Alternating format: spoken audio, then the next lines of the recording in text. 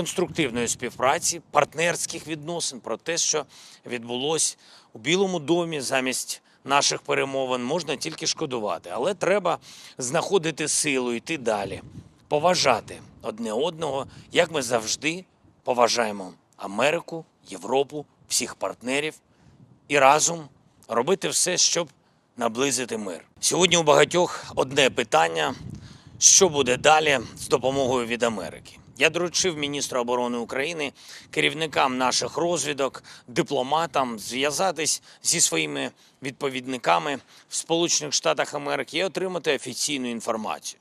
Люди не повинні здогадуватись. Україна і Америка заслуговують на поважний діалог, на чітку позицію одне одного. Тим більше, коли йдеться про захист життів у час повномасштабної війни. Зараз не 22-й рік, зараз наша стійкість вища, ми маємо засоби захисту, але для нас важливі нормальні партнерські відносини з Америкою для реального закінчення війни. Ніхто з нас не хоче нескінченної війни.